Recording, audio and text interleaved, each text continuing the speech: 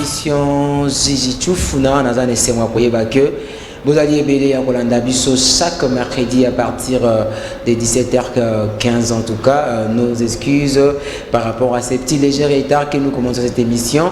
Et la rediffusion, comme vous le savez, c'est chaque dimanche à partir des 10h20. C'est une émission qui remet encore Namitu à Congolais et que ces domaines sportifs existent bel et bien parce que tu le barras toujours que les ala qui autrefois ignorés ou autrefois en voie de disparition Namitu à Congolais, mais aujourd'hui grâce à président Mehdi Mavungu à travers cette émission Zizi Tchoufuna qui est toujours mes campés ça na Mitu ya bato. Je dis merci na bandeko nyonso bazoko sala que émission eleka na lolenge malamu. Merci beaucoup à l'équipe ya PS TV. Merci beaucoup à toi Benji Master, Benji de la Maison Master.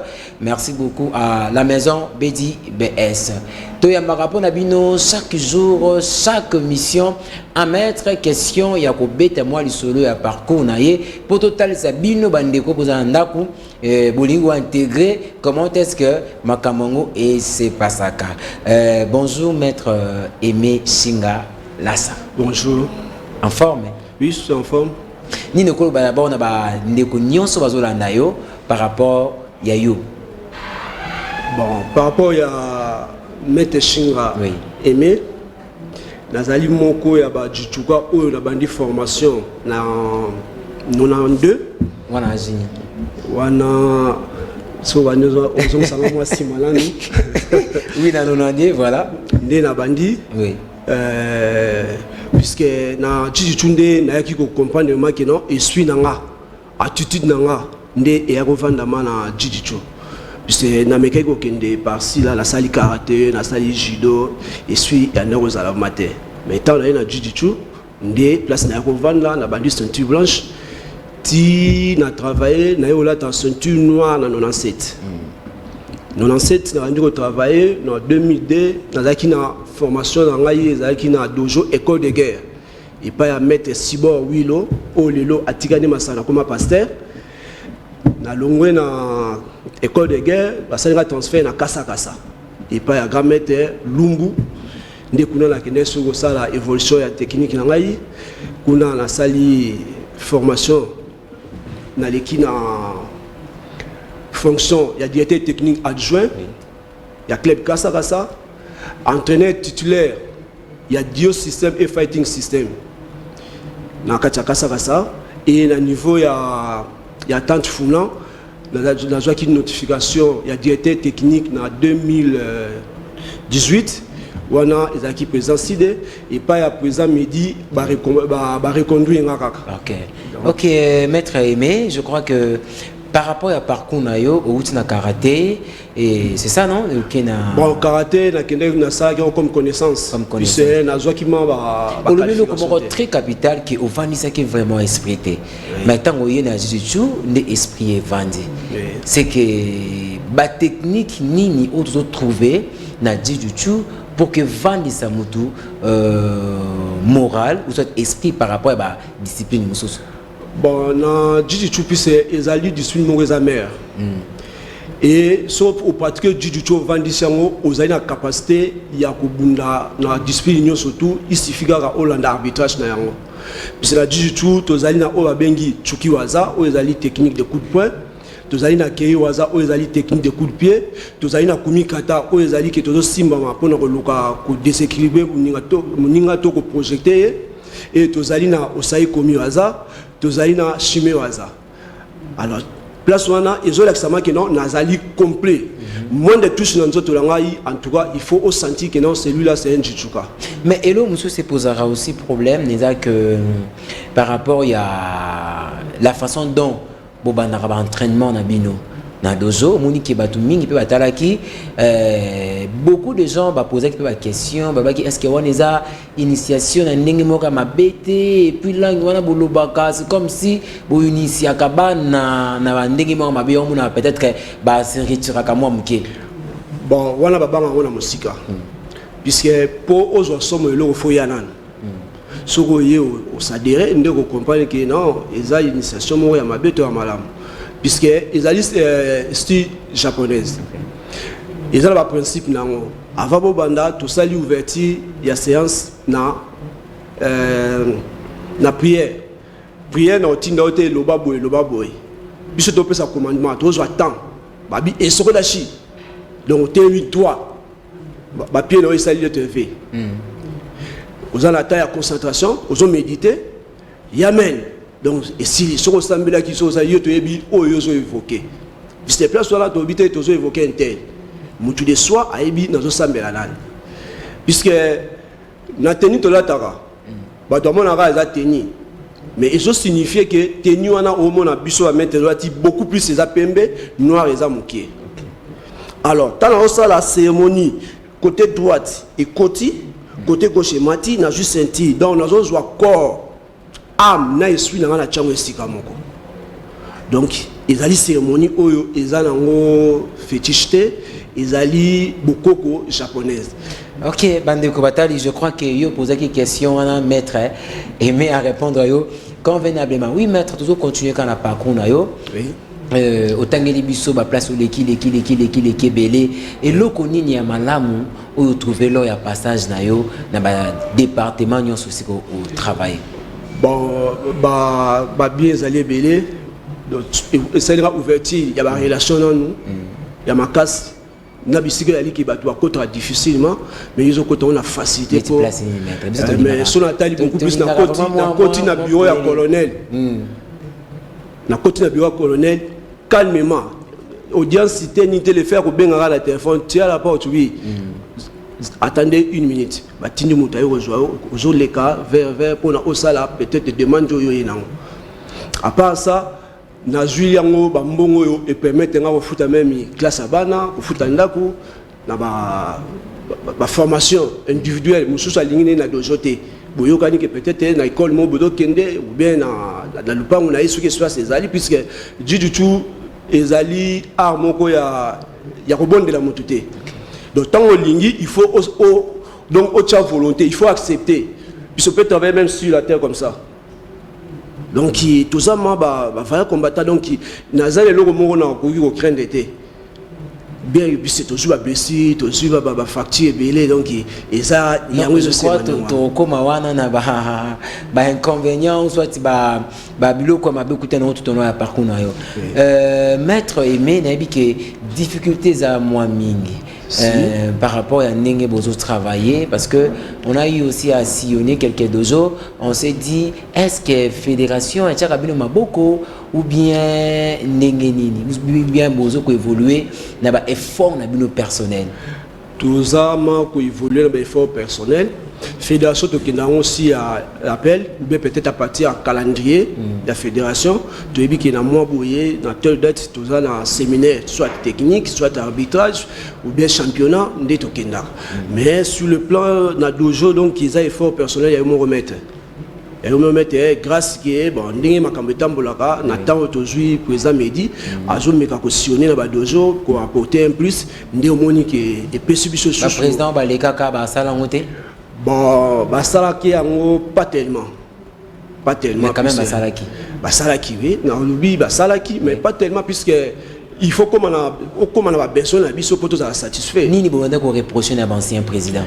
Bon, qu'on reprocher pour c'est un peu difficile aussi puisque tous les ans Kambabotos. Tu sais, na ruko tombora que non, mais président boye mais sur la monnaie ben encore surtout puisque ils comme Botos. Tout ça en obéissance. Merci beaucoup, maître Aimé. Tout ça je crois.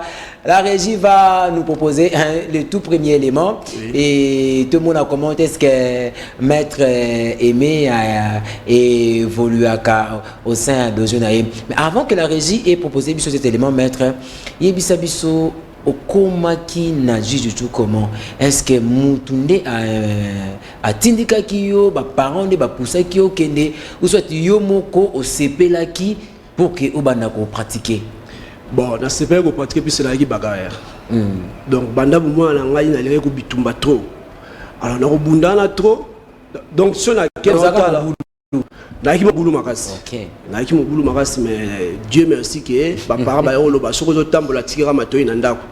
surtout tambola nango okobunga libela donc kwa matoyi awatika na ndaku yango naza o naza lelo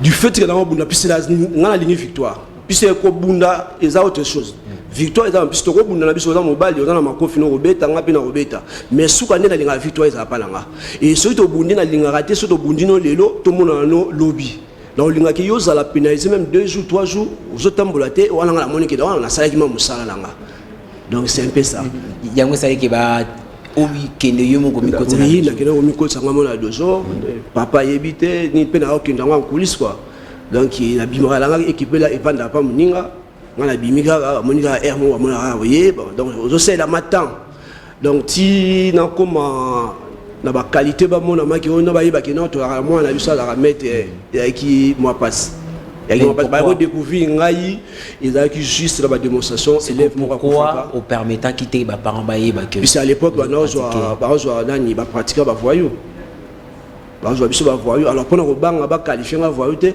na ndako c'est camoufler d'une manière qui ba yeba te étant ba ko apprendre et tant ba ko apprendre déjà c'est comme la responsable sinon comme la raison ça peut aller on dimaté mais ba qui étonné quand on est l'appellation moko yani mabe ya ngono mabe uti wapi au juste bon puisque tant ba ko mais comment yo pratiquer au juste sous combat wana ya mabe tant le ba sous nan le ba sous combat maître aimé singa lasa mabe na mutako banda ah mais comme toi tel que nous sommes ici, donc nous sommes bien, nous sommes bien, mais tant qu'on bandit ma baie, on déplace ce qu'on est dans la zawa. Mais apparemment, discipline et apaisé la morale là-bas, mais comment est-ce que maître Youssoum Tabandi directement faut répliquer? Mais non, dans le but que ceux qui vous bandit comme on a répliqué. Dans le but ma baie na mutako banda. Mais ça t'est tant qu'on yo bandit on a répliqué puis c'est na joie temps. Na joie temps puis c'est on a sensibilité, on a acide. Puis c'est bah tu vas bang essence puis c'est explosera directement mais si des liens on a c'est tant on se doit ah bébé c'est lamba c'est déjà ta et bateau ya kokuta na discipline wana ba important ni na vie na yo ba important beaucoup plus la maîtrise la technique et la conscience auparavant vous étiez inconscient et maintenant tu es conscient c'est la ceinture de couleur na la bunda facilement puis c'est mettre sur le baquet soko bundi pe on a l'obligé faut gagner mais soko gagner pas mettre aux ala moins pourcentage ya robika soko poli donc aux a problème c'est aux ala punir sévèrement puni par rapport à quoi parce que au défendre de discipline au défendre de art voilà au défendre de maître au défendre de dojo te. OK, merci beaucoup maître Aimé mabe j'aimerais que Tobengo pena mabe. On prend le tout premier élément si la régie est prête.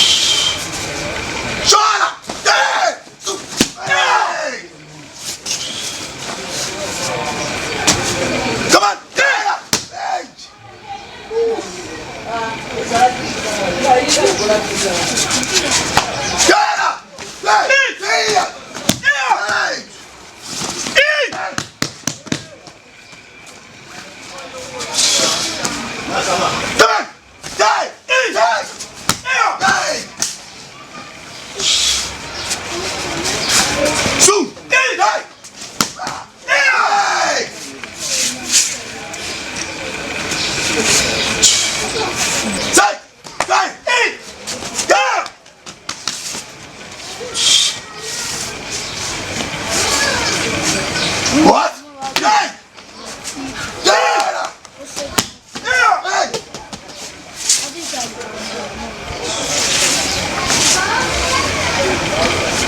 Atate doi. Hey! Atemi was. Hey! Zoom. Hey! Hey! Hey! Ba! Hey! Hey, skate. Doi. Hey! Hey! Hey!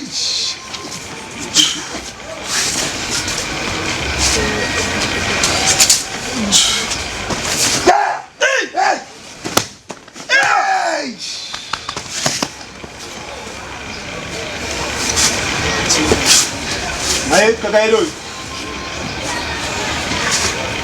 Sa! Ah!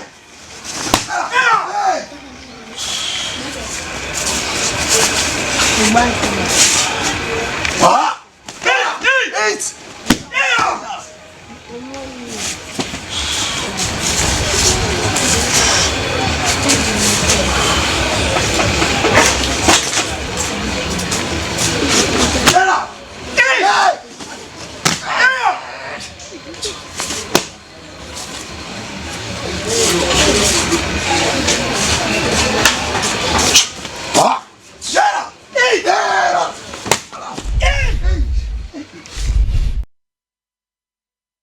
Voilà, c'était là, maître Aimé Shinga, alias Mabe Mabe. Je dis toujours, aux gens ont besoin de pratiquer Jiu-Jitsu, n'hésitez pas à contacter Bisso, numéros à afficher. Je le dis toujours que il y a des phénomènes qui ne cessent de naître ici dans notre pays, pour ne parler que de Kinshasa. Il y a beaucoup de phénomènes. Tu veux te défendre, tu veux se défendre, ou soit pratiquer art où il y a souplicité. En tout cas, n'hésitez pas à contacter Bisso.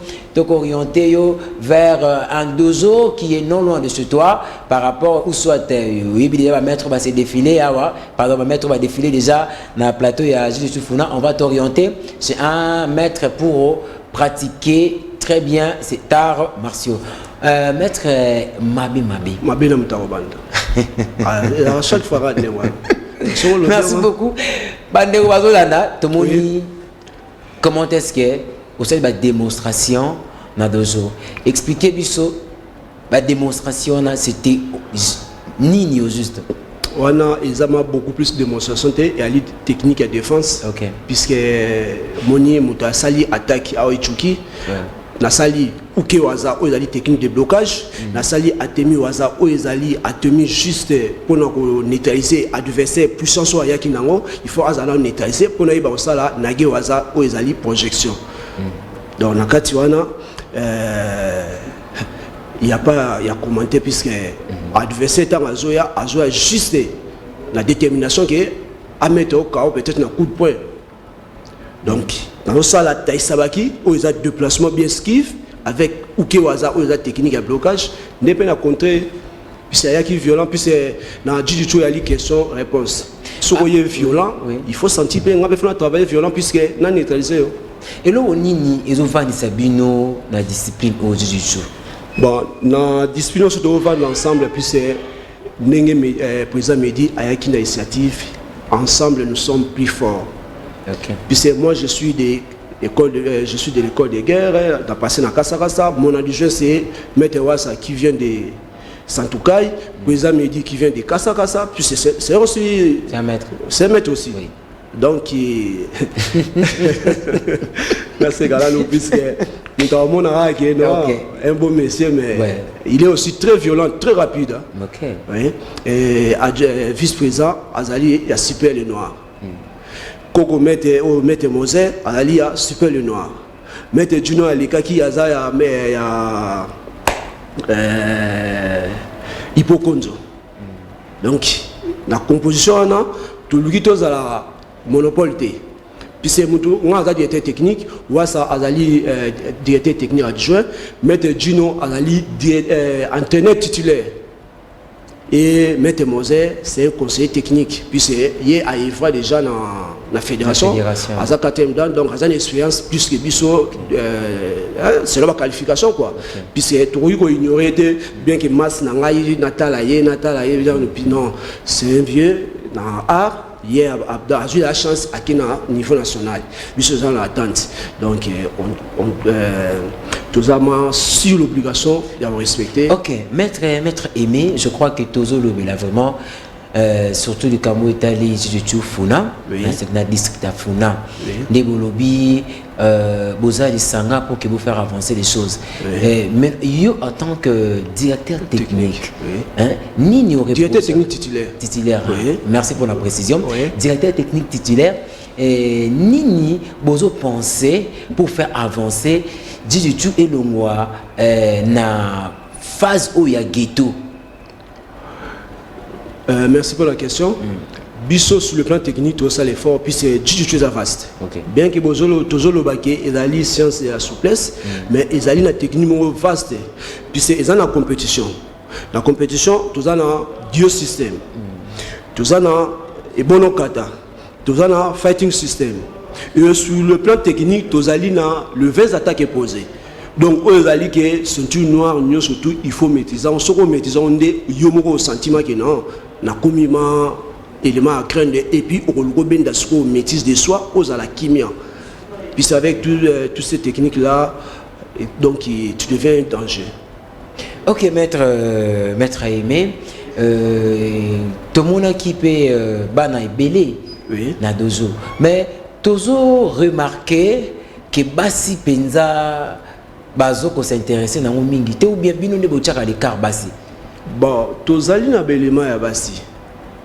Pour tout le monde ko azali da ceinture noire, mais question zali peut-être au monde na mikolo ya pour ndenge sérieux bandi ko kota na tante so Funa. Tout le monde a été sous Balasima. Puis c'est par manque il y a moins d'organisation, nous avons la visibilité. La visibilité, accueillir ça la technique, nous on a compris qu'on parlait, on parlait beaucoup plus Djidichou Funa, d'abord mais Bazali, bon, moniteur tout ça là. Entraînement, et ça l'entraînement sur la ceinture de couleur, il y a la grande différence entre le couleur comme Belef, n'a pas mettre dans tout ça, you dans ça, n'a pas mou dans ça. Donc you dans ça, tant où l'entraînement sur il y a you dans ça, mou dans ça cause à la tête. Donc l'entraînement sur mettre une balle travailler, mais là va cause à la tête. Alors sur la minute tout ça dans séminaire technique. La séminaire technique est allé beaucoup plus au derrière qu'on a lancé à peine dans la mettre au bas où met dans la ceinture. Puis c'est monsieur là souvent pendant la ceinture à celle sous 3 ans, 5 ans, matara susté. Donc il y a harmonie, tout ça voilà, c'est juste pour la homologation, la passation des grades. Aux a première dan, aucun deuxième dan, ou bien aux alliés première dan, ou là dan peut-être la dojo, aux a reconnu valablement dans la fédération, ou là première dan, il y a fédération pour le diplôme fédéral. Ok, merci beaucoup maître Aimé, maître Mabé, tout ça qu'on a eu. Tout ça prendre le deuxième élément avec la régie et puis tout zonga, tout bête sur le solo à mettre et puis te banner nini, tout évoluer. Ok, merci.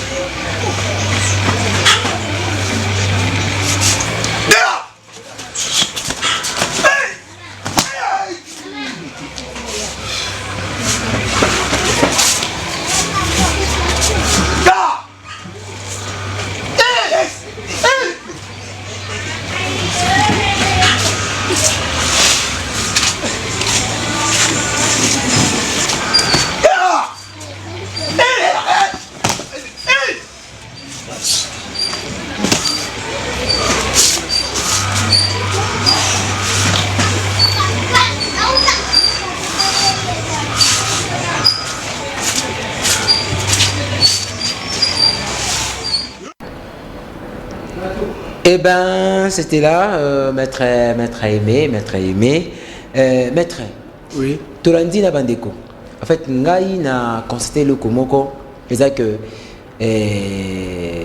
adversaire na yo a poussé ba cri trop. Est-ce que ce n'était pas seulement pour nous faire voir biso que ou bien ils n'a pas signé nous ça avec nous pousser ba cri wana. Pendant l'attaque, il faut donner les kiosos. Kioso a kimé, donc écrit des kiaï. Donc c'est comme si dans ça l'appel il y a force moroboé. Le fait qu'il y a d'autres attaquer avec force, tant qu'on a répliqué à terminer dans il faut ça avec pression, il faut assumer douleur. Puis avec sa violence là, ceux qui n'ont accéléré, on va neutraliser. Okay. Donc il faut répliquer quand on a force on a utilisé, il y a un appel on a utilisé sous force, puis c'est à une puissance.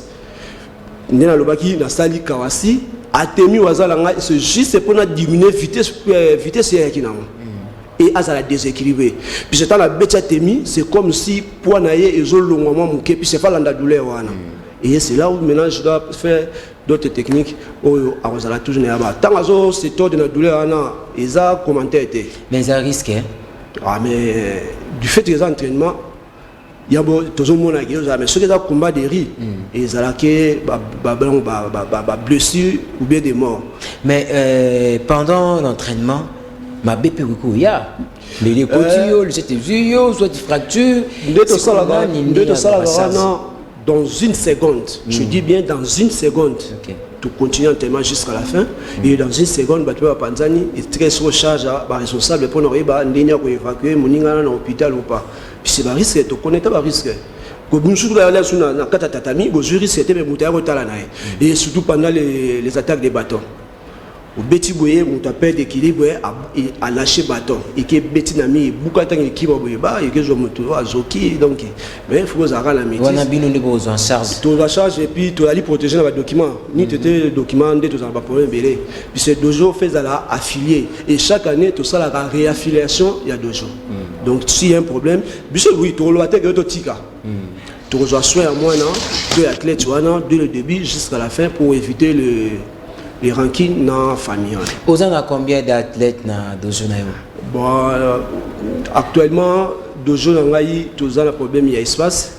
Au alors mon avis, qui est pas à mettre ça, mais maximum tous a 30 élèves. Qu'est-ce qui fait que jusque-là, nous avons besoin d'espace et pourtant, vous avez tout le président Média est déjà, maître Mehdi, il est là, vous avez presque tous les maîtres vont défiler en ces lieux, vous avez tous les loges à mettre, alors que maître, vous avez besoin d'un non, dojo est fermé, mais ça est là, dojo puis c'est dojo dans la ali comme dans la ali Chine Guinée. Mais pourquoi ça fermé? Parce que vous avez un espace. Puis c'est espace sur tout là qui n'ango, il y a le pan à battre. Ok. Tant que tu es ali muto aye, ali mosa misa na il faut libérer espace. C'est là où on est dans le problème, mais ça fait combien de temps? Oui, ils allaient presque une année déjà. Une année, maître Mehdi. Une année déjà. Une année. Maître Aimé. Une année. Aza. Une année. Azo telengana. Non, telengana, puis c'est maître aza toujours actif. Et la fonction dans un aza toujours aimé la club nous se présenter. Donc na ba bonne relation de tous ala kana puis c'est exactement comme on a dit technique il faut na zala boy. So bana no na ba suka ndenge ni ba athlète na. Il faut attendre ceux qui bani ba suna sali tout sali lettre ya nani ya ke ya travailler na 2 jours moko mais ceux qui ba pesinga accès que non na pesa accès disons. Bah ça même passation de ceinture. Mais au moins on a été qu'ils ont affaiblir un peu moins vitesse moko ba qui na mo. Ça va affaiblir puisque ceux qui n'a tindi ba n'a pas ya mettre ça c'est mon directeur technique adjoint. Na yebi bien. Donc ceux qui accueilli pas mettre Gino na yebi bien. D'abord bazo bunda na ba zabana na yo tiki de pas la place ba la bazate. Voilà mettre ça. Ba qui puis c'est la mitu na moi qui te c'est là qui moi tamingi va soit dans la classe ni puis c'est moi même je fais sortir même les ceintures noires. Au bazar même l'Angola. OK. Bazar l'Angola puis c'est na ça la élément ba boni tango bozoya ezelo moko ya plus que ceux les aïe qui est tout préparé que non ba to bazala au monde ma que non ceinture noire bazali baza boye. Mais apparemment na niveau peu de combina vie à situation mboka bato surtout bazala volonté de biso bazala monter puis c'est arrivera appel ye boye donc je joue moto rapide pour comme sika toujours ça la o ba konzo senga biso. Donc ceux qui m'ont conduit lobby boye donc il faut ça là. Mais ba konzo bazo sala te au milieu bo senga bango. Bon au fur et à mesure ça va aller puisque avec l'épée qu'ils ont tout le monde a déjà des changements. J'aime bien cette discipline parce que ils ont un moins ordre hein? Et je sens que déjà avec le temps et je crois district Afuna nous avons encore un vent nouveau dans la discipline au Jiu-Jitsu. Maître Mabe Mutumoko a posé quelques questions à téléspectateurs. À l'objet que Azali vraiment un problème parce que âge déjà avancé. Âge déjà avancé, qu'il y a pratiquer, est-ce que il créer des problèmes dans nous autres parce que mingi bulbanango na âge ya mukie bozo matamaye déjà on a plus de trentaine. Est-ce que vous endommagez plus de trentaine alors puis c'est nous autres élastiques. Les maladies qui étant au bandit dès le début on sentit ba malaise. On a nettement fièvre, douleur, au kokumbama, ils ont senti ba douleur na muscle ni mais au fur et à mesure on sent même biso tout sentir chaque jour. Si on a ça il y a un mois à travailler, jour on travaille, on senti ba douleur. Puis c'est ça nous autres. Mais nous to quoi rana et c'est au mesana douleur, ça te paye douleur à au mesana té. Les techniques mobimba. Puis c'est avant que dans la technique, il y a attaque ou il y a défense, il faut savoir la technique, il y a Ukemi Waza. Où il y a tout ce qu'on a bachit. Bachit, nous sommes ils allaient correspondant à la technique. Puis ça dit Yoko Ukemi, il a dit shit de côté. Donc ça va projeter ngai, na recourra toujours à Yoko. Ce qui va s'allier dans les Rio Ashidori, ramassement de 2 jambes. Na recourra Ushiro Ukemi. Ce va s'allier dans Ushiro Rio Ashidori. Donc bazunga soulèvement de 2 jambes par derrière donc il y a na maille mama okemi donc on a protégé face na quoi en face mais on a protéger donc le chute de bêta ils allaient en valeur il y a technique au salle donc chute ils avaient à 20 peut-être ceux qui habitent chute volontaire voilà mon là-bas va ça la biso va bêta va casser va nini va déchiter aller va bêta voilà ce qu'il y a chute moko il y a spectacle mais il y a la technique de. Ok, merci beaucoup maître Aimé les lotos à la plus vraiment la image Régis bon lancer les biso encore les éléments et j'ai dit toujours bandeko bazo landa biso bino besoin a besoin quoi apprendre même de loin te préparer ou soit to bongisa pour na bino oyo to benga ka leçon oyo permettra bino pour pratiquer jiu-jitsu même na banda kuna bino et on a toujours il faut que vous allez toujours na tenue ya relax aux ana moi jogging na yo aux ana moi t-shirt na yo moi basket na yo ko pratiquer à travers cette leçon. On va prendre aussi la leçon et puis tozonga sur ce plateau aussi on a maître Aimé Mabe et tout se fixer à un autre numéro. On prend cet élément. Bonjour, je m'appelle Nathan, je suis instructeur de self-défense. Aujourd'hui, je suis avec Amélia et je vais vous expliquer comment vous dégager de plusieurs types d'étreintes.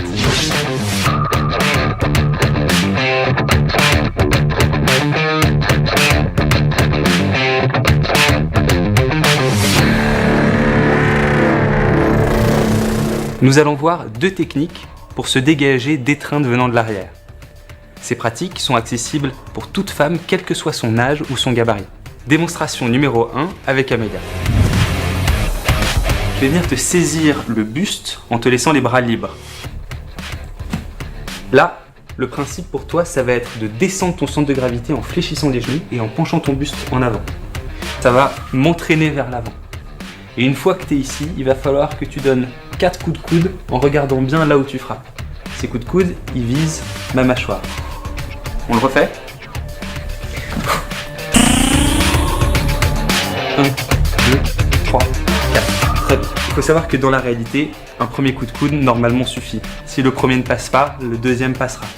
Bon, vu que rien n'est sûr à 100%, peut-être que je n'aurai toujours pas lâché. À ce moment-là, il va falloir que tu utilises les jambes en me frappant au niveau du tibia ou en m'écrasant le pied avec ton talon.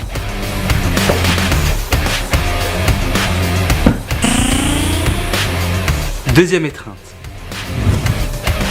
Je vais te saisir le buste, mais maintenant tes bras vont être pris dans l'étreinte. Là, tu vas te déhancher sur le côté et essayer de saisir ou de frapper les parties avec la main à plat. Si ça marche pas, tu peux le faire de l'autre côté. Ok. Tu peux agir avec les talons en frappant au niveau du tibia. Merci beaucoup. C'était ça la leçon. On a dit que bon après n'a qu'à de loin, les qui vont apprendre. Ça arrivera un moment il faut qu'on intègre dojo et veuillez nous contacter dans les numéros affichés. Donc orienter afin que vous pratiquer Jiu-Jitsu convenablement. Maître Aimé Mabé. Je crois que tu as suité déjà l'émission de M. Et là, on a des dirigeants au bazo Kambabino, dans le district de Funa, et puis moi, je suis bandeko bazo Landayo. Bah, là, on a le bagarre, on a dirigeants bazo dirigé sur la tente à Funa.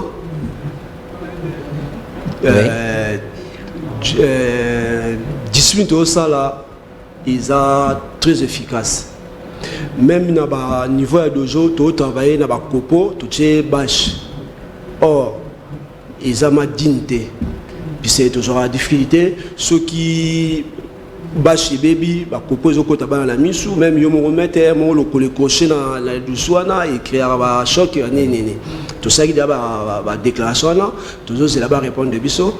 Et nous avons ça l'appel, nous avons ceinture, puisque toujours on a la défense. Puis c'est toujours la technique où bengi ekimeno kata eza ekimeno kata idori na tashiai idori eza ba technique assise tashiai eza ba technique debout toujours na ibono kata toujours na riposte de 20 attaques imposées. Alors ba mettre boya pona eza la souste que ono mettre ngai boyebi ba difficulté le baka sur le plan technique et maintenant toujours dans le séminaire où ils ont banda dimanche. À 6h, toujours le baisse dimanche, à 6h juste, c'est au bandit pour le tocat, à 8h juste, pour les allater que non, tu as appuyé. Voilà, ils allaient dans le Vamba, n'est pas à Maître Moser. Ok, pas Maître Moser.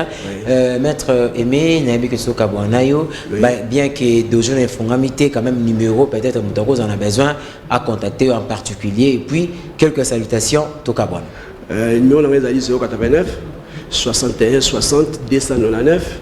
0900 56 52 87 et on peut ça citation beaucoup plus na maman maîtresse Shinga Mundoni Lola Oazali maman ya bana na ngai moi so nazali na ndako oyo asoki paralanga à part il y a pesi ba mettre surtout ba citation oyo bazali ba jijuka justement je parle beaucoup de jiu-jitsu. Suivez cette émission en rediffusion chaque dimanche à partir de 10h20 et chaque mercredi à 17h15. Vous aurez droit à cette émission jiu-jitsu. Vous voulez pratiquer, n'hésitez pas de nous contacter. Merci à toute l'équipe de la PS TV HD. Merci à toi Benji de la Messo, Maître Mehdi Mavungu, contre moi. Je vous dis merci, on se retrouve à la prochaine.